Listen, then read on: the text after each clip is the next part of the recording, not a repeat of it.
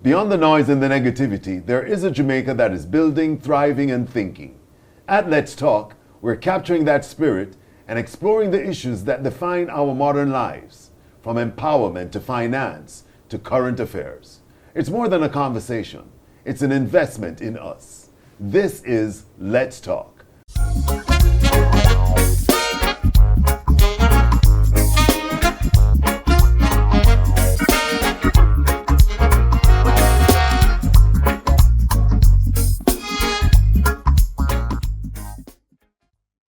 What makes a great leader?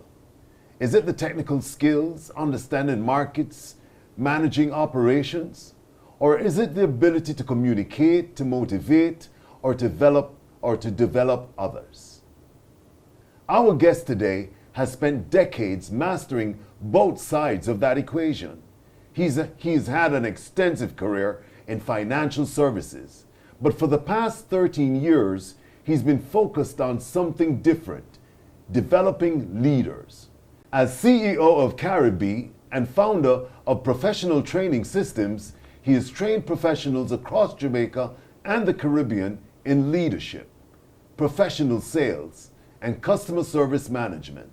Please welcome to the show, Christopher Denny, my friend, my brethren, yes, sir. Chief Executive Officer Yes, sir. of CariBee. Chris. Dave, my brother, it's good to be here with you. It's good to have you, man. It's good to have you. Thanks for being here. I have to take the initiative and steal the floor for a second on behalf of our brethren and sistren to bring you greetings from them and congratulations beautiful. about this development with Let's Talk. We've been watching the videos. We think you're doing excellently. We're very, very proud of you, and we wish you all the best, sir. Thank you, my friend. From the Midland posse. All right? Before we talk about CariBee, Chris, let's talk about your banking career because it's impressive. What were the biggest lessons you learned from that experience or those experiences over the years? There would have been many lessons. But one funny experience that I had that left me with a lasting impression about an important aspect of leadership was when I was manager of a retail banking division at a bank, let us say for the moment will remain unnamed. And I had responsibility for supervising branch managers who were situated all throughout the country. And as I kind of sat up, I know I didn't come up through the retail banking system. I came in through stockbroking and capital markets and corporate banking and wanted an opportunity to lead large groups of people. So I pursued these opportunities in retail banking. And I was lucky enough to secure a very good one.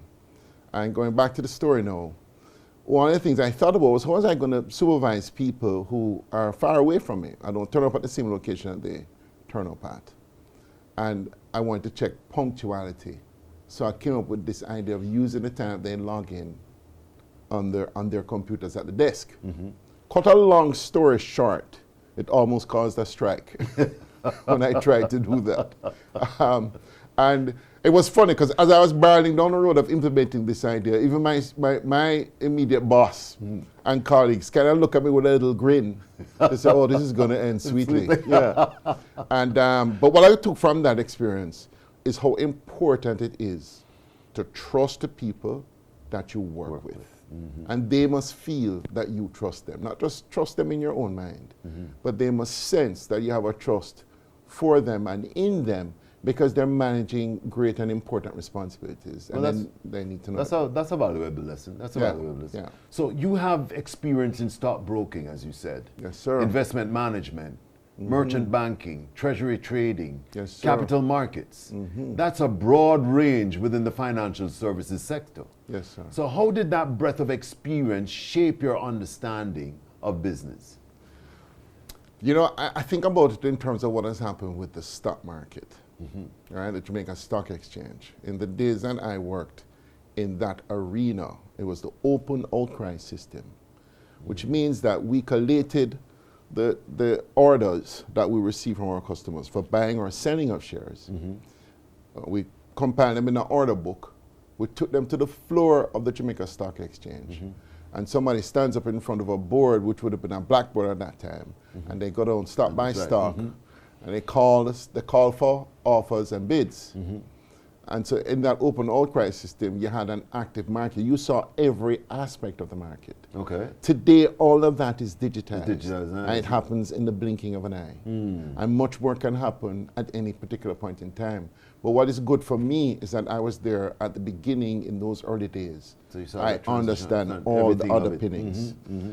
Even treasury trading, treasury trading between banks. In those days, it was phone calls between banks and financial institutions.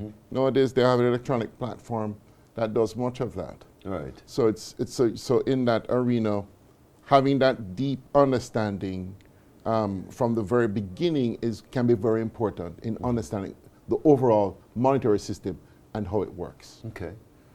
Do you prefer the old days, the ways that they did it in the old days, as opposed to technology now? No. I think being more efficient, being faster is much more valuable. One of the challenges that we have as a developing country is that we tend to be behind. And so the quicker that we can adapt our systems, our processes, and our services, is the more efficient we can be, and the better we're able to compete on a global platform. Okay. So I'm all for progress. I'm all for using technology. I would say in my personal career, one of the things that I think I did well was to utilize technology faster than most of my colleagues, if I could make a boast. I remember when PDAs came in, personal digital assistants, I had everybody's phone number on the PDA. I used software that helped me with contact management, and then I would see the industry follow in a similar vein. Okay. So using technology that is available, using it first always gives you an edge, and I think I've always been able to enjoy that. And I think it's important that our systems and industries in Jamaica use the most efficient system that is available. So you said that you'll say that you're on the cutting edge of things then. I try to be. I try to be. The affable. I try to be.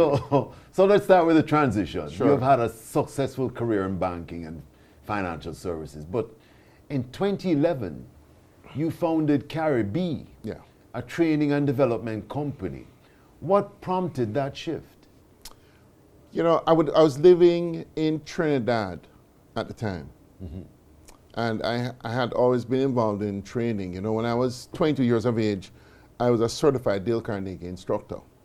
My father was the sponsor and instructor for Dale Carnegie courses in Jamaica, the Bahamas, and Cayman. Okay. And he had long been in it since I was a small boy. I followed him when he went to deliver classes all throughout the country. I would carry his heavy bag, and I would absorb a lot of what was going. I did the course myself. When I graduated, I was supposed to be the world's youngest graduate, breaking Danny Williams' record. Really? Our own Danny Williams, yeah. Okay. Yeah, my sister broke my record of being the youngest ever graduate in the world. So that would have been my background in training. The Dale Carnegie approach to training is singular in its approach. It focuses a lot on what you do and the practice that you make with the principles that you learn. And so that is deeply embedded in my psyche and the way I thought. But at the time, by the time we got to 2011, I thought it was important that we looked at a Caribbean type of approach. And so I formed CariBee, and the logo for CariBee is a combination B and atomic signal to signal energy. And so the idea, this is a Caribbean insect, that we are a Caribbean worker bee. We have Caribbean energy. Right. And I believe that in my training, we try to focus on harnessing and developing the leadership skills of the Caribbean worker. Okay, beautiful. Chris, hold that thought. Yes, sir. We're going to take a break and we'll come right back. Thank you. Let's talk. We'll be right back.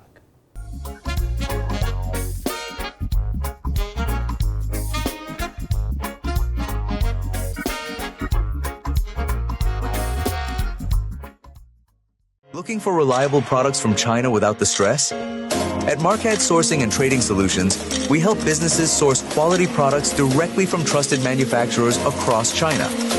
Marquette Sourcing and Trading Solutions.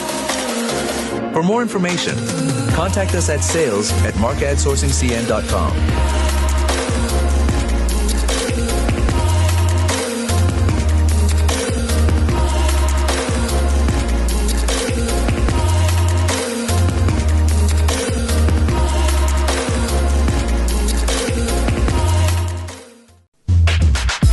Your brand deserves to be seen. Don't settle for ordinary. Choose Symbiotic Media, delivering ultra-sharp, crystal-clear LED screens that make every image pop. Brighter visuals, seamless setup, service you can trust. From major events to intimate podcasts, big or small, we do it all. Your screen deserves to be seen. Call Symbiotic Media, 876-429-1110.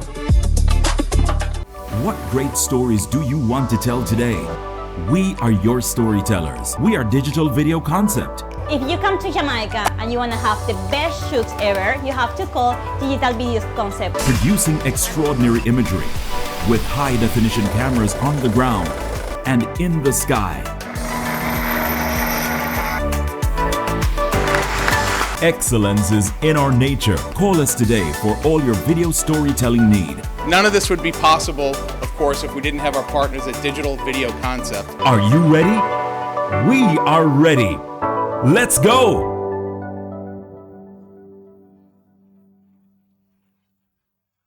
Welcome back to Let's Talk. And in studio with me today is my friend and CEO of CariBee, Christopher Denny. Chris, Yes, sir. you were telling us about your years of experience in the banking industry. Sure. And your transition to your own Right. company, CariBee. Sure, sure. But before we go into CariBee, there was professional Training systems. Right. Tell us about So- professional training system. all right. And I think you alluded to that.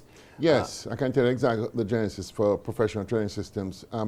So at the time, I would have had a career in banking, and I would have been a Dale Carnegie instructor, kind of part-time, working with my father. Right. My father retired by 1995. He had pretty much functionally retired by that time. And one of the things that happened after he did that was that a lot of his clients in search of his services came to me. And I started to assess the potential, and I said, no, this is a great opportunity. Indeed.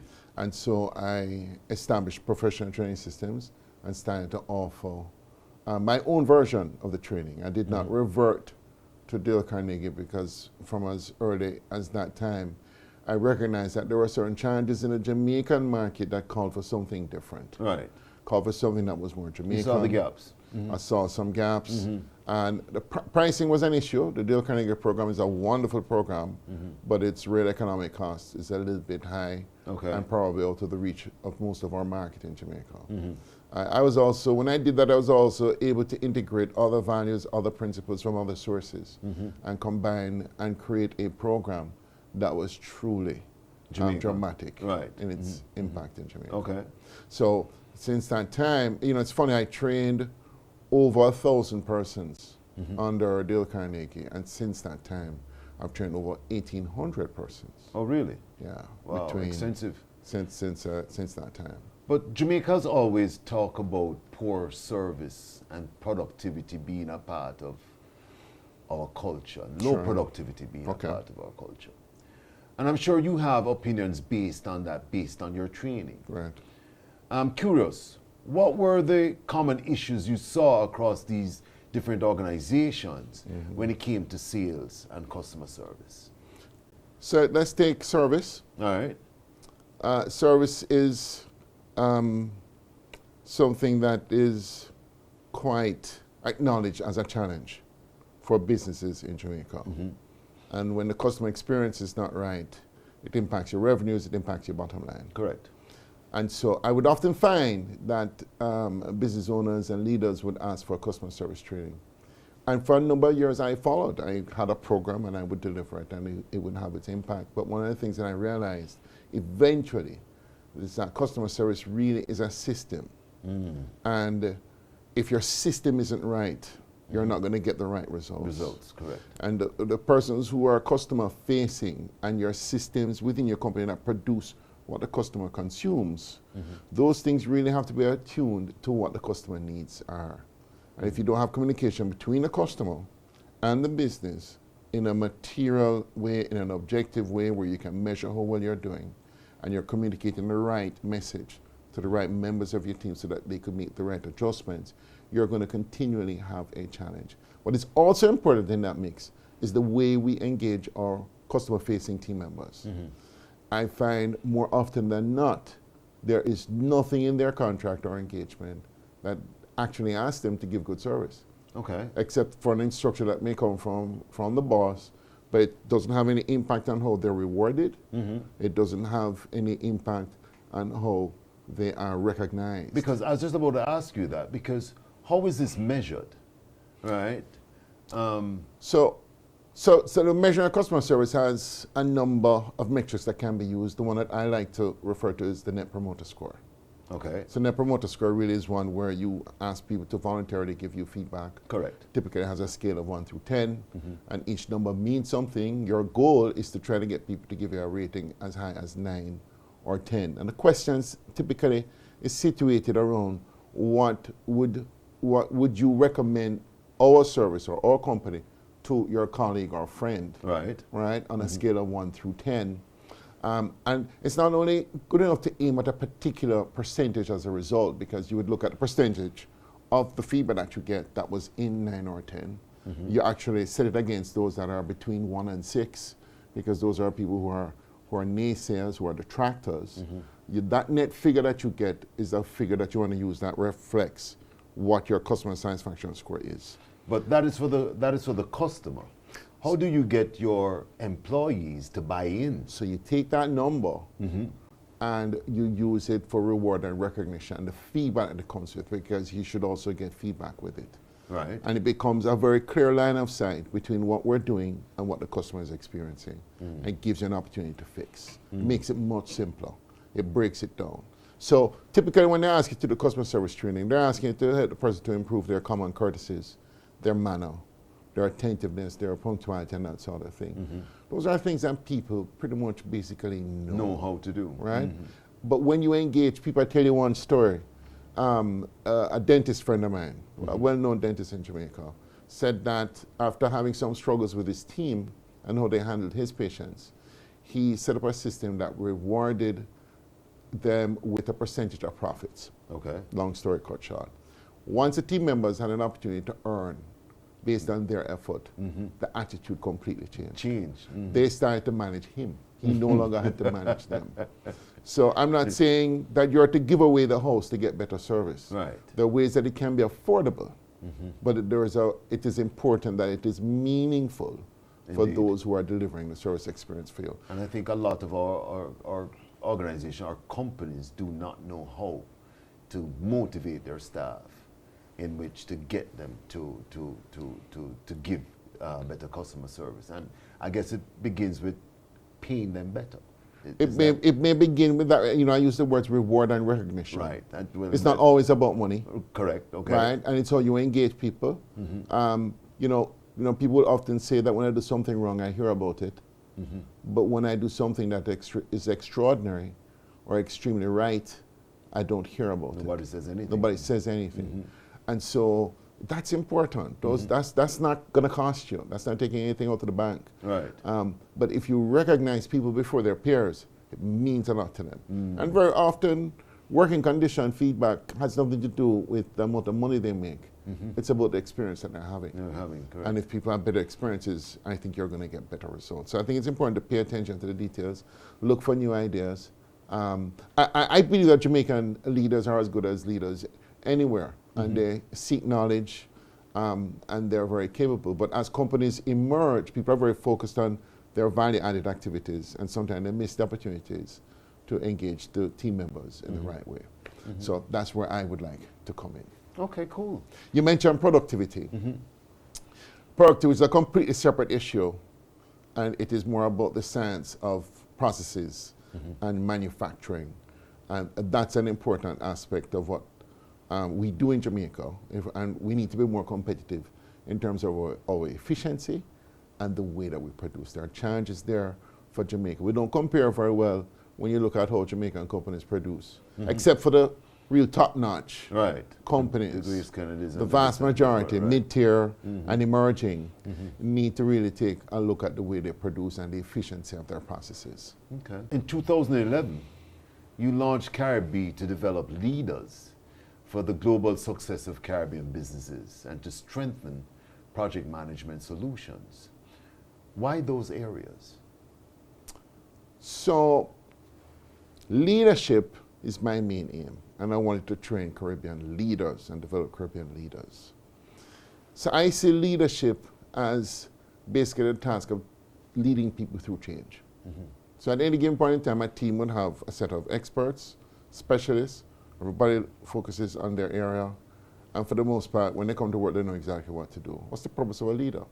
The leader is going to determine the direction and lead you through the process of change. So your skill sets really ought to be around how do you gain collaboration from your peers? How do you delegate the people who report to you?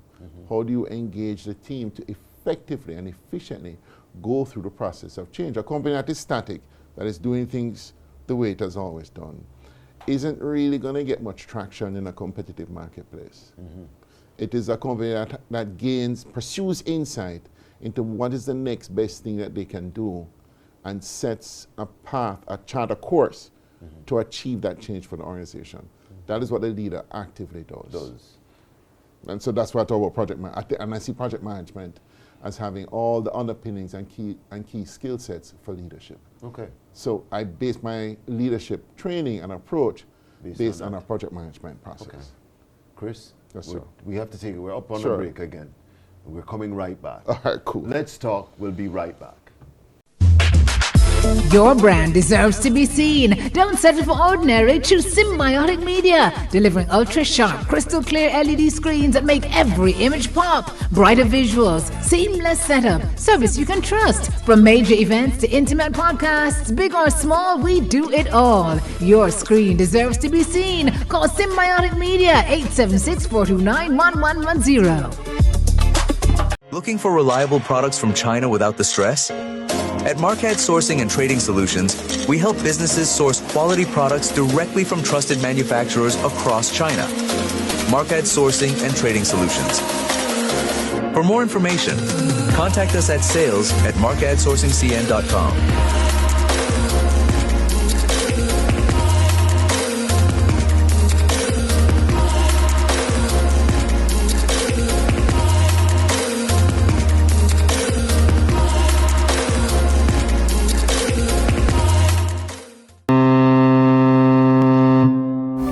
Great stories do you want to tell today? We are your storytellers. We are Digital Video Concept. If you come to Jamaica and you want to have the best shoots ever, you have to call Digital Video Concept. Producing extraordinary imagery with high-definition cameras on the ground and in the sky. Excellence is in our nature. Call us today for all your video storytelling need. None of this would be possible, of course, if we didn't have our partners at Digital Video Concept. Are you ready? We are ready. Let's go! Welcome back to Let's Talk. And in studio with me today is my friend, my colleague, my brethren, Yes, sir. Christopher Denny, and CEO of CariBee, who has just been telling us about, the systems that he has developed for leadership and better customer service in organizations throughout Jamaica and the Caribbean. Chris, you're certified by Dale Carnegie, as you said earlier. There is a specific philosophy of leadership and communication. How has Dale Carnegie Foundation influenced the way you train leaders today? Because you said earlier that you have tweaked it, or you have... So it's an important point for me to make that while I was a certified Dale Carnegie instructor as of 1987, I would have left their ambit around 1995. Okay. So since then I would have been on my own. All right, so you're talking about 8 So years? and what that did, that allowed me to use all the influence that I would have gotten from everything that I was exposed to up to that time. My own ideation, other types of training, other types of ideas, and types of observations that I make. Okay. I try to combine them. So why is leadership development specifically critical for Caribbean businesses? And what unique challenges do Caribbean leaders face compared to their counterparts in larger markets? So one of the problems that we have in the Caribbean in terms of leadership, when you want to achieve business success, is that we want to be able to ensure that we identify the right opportunities and that we pursue them. We don't have all the niceties of some of these larger first world markets. Right. So for example, if you come up with a good process or a good value add as a new efficiency initiative in a particular industry, you have a much bigger marketplace to work with Right. in the US. As an example. Or first world countries. Or a first world country.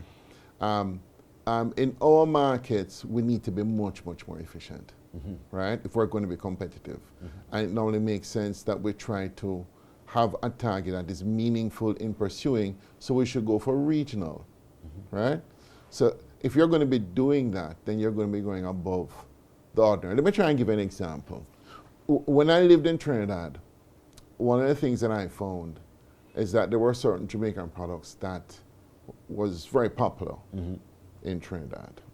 Take, for example, a snack like beef patties. And one of the things that I found is that it was hard to engage, and beef patty would have been one example. There are others. You could talk about bun and cheese, and that sort of thing. And what I found with Jamaican businesses was that they were quite satisfied with the market that they had, and they didn't want to enterprise and pursue opportunities that were too far-flung. And I kind of thought that that was a shame. I could understand if a particular person doesn't want to do that. But I thought on the whole, it's important that we have enterprising companies in Jamaica that would go for more, that would go for growth, and would want to have a regional dominance, especially when it seemed to me like the opportunity was there. So, so leadership has always been an important thing for me to focus on as I train. And I think it's the ultimate development of the human potential when you train people in various other underlying skills and assets. So we talk about communication skills, talk about human relation skills. One of the things that I learned very early working with my father was this approach to developing people through what are the 3 keys to success, right? Okay. And it kind of heals back to a Pythagoras theorem. So we talk about Pythagoras in terms of the maths theorem that he had, and he's very popular for that triangle, which actually was an Egyptian theorem that somehow was made popular by Pythagoras. Well, Pythagoras in his time was a leader of a movement that had 3 key focuses. And one was that if you're going to be successful in life, you had to have a positive attitude. You had to be able to overcome difficulty. Right. You had to, because we're going to have setbacks, aren't we? Indeed. Or whatever it is in life. And you need to have that attitude that says, I can bounce back when something goes wrong. I can overcome this, right. Whatever sphere of life you're working in, you have to know how to deal with people, right? You have to know how to be friendly. You have to know how to be able to collaborate with people and get results from people that are not accountable to you, they're not reporting to you. You need people to work with others, and you need to be a good leader. Chris, I want to say thanks for being here today. I know we could go on. Yes. There's a lot for us to talk about. Sure. And there's a lot that we haven't even scratched the surface. No, we haven't. You know. We can do that another session. But we can always do it in another session, and I'd love to have you back on our set. The skills you learned in banking, the Dale Carnegie Foundation, the customer service focus, it all comes together to create leaders who can take Caribbean businesses to the global stage. To everyone watching, this is what Let's Talk is all about. Conversations with people who are using their skills, their platforms, and their influence to create real change. But before we go, I want to give a huge thanks to our sponsors who continue to make the show possible: Digital Video Concept, Pro Audio Visual Systems, and Lloyd's Decor and Rental. If you enjoy this episode of Let's Talk, make sure you like this video and subscribe to the channel. And remember, you can also tune in on LCBN TV UK. Let's Talk, your story, our platform. Until next time, stay inspired, stay purposeful, and let's keep talking. I am David Henry. Shalom.